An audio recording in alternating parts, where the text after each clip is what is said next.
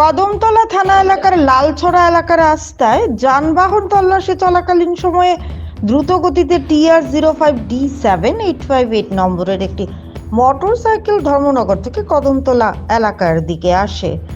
সেই বাইকে থাকা দুই যুবককে দেখে পুলিশের সন্দেহ হয়। এরপর তাদের বাইকে তল্লাশি চালিয়ে পুলিশ ছোট বড় 4 প্যাকেটে মোট 11 কেজি গাঁজা উদ্ধার করে, যার কালোবাজারি মূল্য আনুমানিক 2 লক্ষাধিক টাকার সাথে দুই যুবককে আটক করা হয়।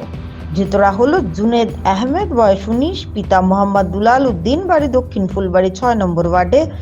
অপরজন জয়বুল হক, বয়স 23, পিতা মোহাম্মদ মদ্রিস আলী, বাড়ি তারকপুর 5 নম্বর ওয়ার্ড এলাকায়। কদমতলা থানার ওসি জয়ন্ত দেবনাথ জানিয়েছেন, ধৃতদের বিরুদ্ধে পুলিশ সুনির্দিষ্ট ধারায় একটি মামলা রুজু করে তদন্ত চালিয়ে যাচ্ছে।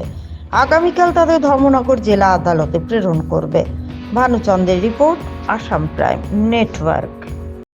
আমাদের ইন্সপেক্টর রেমুলাস সাংমা সে স্পেশাল ভেহিকেল চেকিংয়ে ছিল লালছড়া এরিয়াতে।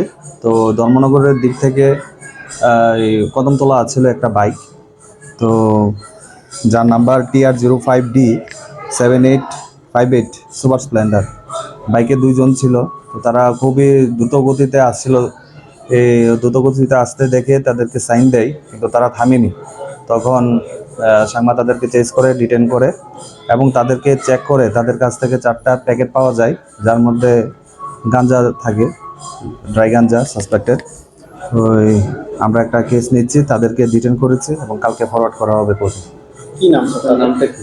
নামটা দুজনের হচ্ছে, একজনের নাম জয়বুল হক, বাবার নাম MD মুদি রিচ আলী, বাড়ি হচ্ছে তারকপুর ওয়ার্ড নাম্বার 5। আরেকজন হচ্ছে জুনেদ আহমেদ, বাবার নাম MD Dulal Uddin, south Phulbari ward number 6।